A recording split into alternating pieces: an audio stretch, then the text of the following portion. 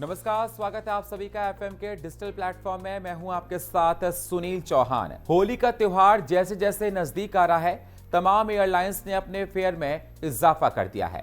जैसे ही कोई त्योहार नजदीक आता है, एयरलाइंस त्योहारों पर घर जाने वालों का टिकट का खर्च बढ़ा देता है। ये कोई नई बात नहीं कि दीपावली, छठ, होली, दुर्गा पूजा जैसे त्योहारों में टिकटें आसमान छूने लगती हैं। सामान्य किराया 4 से 5 हजार रुपए का होता है, लेकिन पीक टाइम में ये 30,000 रुपए तक पहुंच जाता है। आपदा या बड़े आयोजन को भी अवसर के रूप में देखा जाता है।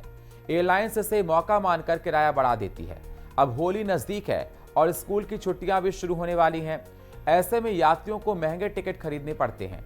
कई बार घर जाने के लिए मजबूरी में ज्यादा पैसे चुकाने पड़ते हैं।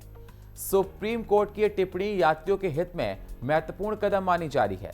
ये मामला लाखों यात्रियों से जुड़ा है। त्योहारों और छुट्टियों के दौरान हवाई टिकटों की कीमतों में अचानक भारी बढ़ोतरी को लेकर सुप्रीम कोर्ट ने गंभीर चिंता जताई है। जस्टिस विक्रम नाथ और जस्टिस संदीप मेहता की बेंच ने एक जनहित याचिका की सुनवाई के दौरान कहा, यह मामला बहुत गंभीर है। कोर्ट ने केंद्र सरकार को 4 हफ्ते के अंदर अपना जवाब दाखिल करने का निर्देश भी दिया है। याचिका में आरोप लगाया गया कि निजी एयरलाइंस डायनामिक प्राइसिंग के नाम पर मनमाना किराया वसूल रही हैं। याचिकाकर्ता का कहना है कि हवाई यात्रा अब लग्जरी नहीं बल्कि आम लोगों के लिए जरूरी सेवा बन गई है, लेकिन महंगे टिकटों के कारण से ये काम आदमी की पहुंच से दूर हो रही। याचिका में कहा गया कि हवाई सेवा एसेंशियल सर्विसेज मेंटेनेंस एक्ट के दायरे में आती है, लेकिन डायनामिक किराए के नाम पर लोगों से पैसा वसूले जा रहे हैं। सुप्रीम कोर्ट में अब इस मामले पर अगली सुनवाई 23 मार्च को होगी। सुनवाई के दौरान कोर्ट ने कहा कि त्योहारों, छुट्टियों और आपात स्थिति में किराए में अचानक उछाल और एक्स्ट्रा चार्ज लगाना गंभीर चिंता का विषय है।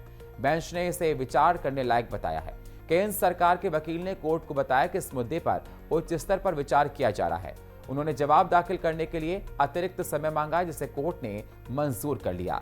याचिका में कहा गया कि केंद्र सरकार और डीजीसीए मिलकर एयरफेयर पर बाइंडिंग नियम बनाए, जिनमें सरचार्ज, प्राइसिंग पर कैप, बैगेज और एक्स्ट्रा चार्ज की नियंत्रण, कैंसिलेशन और रिफंड के स्पष्ट नियम शामिल हैं।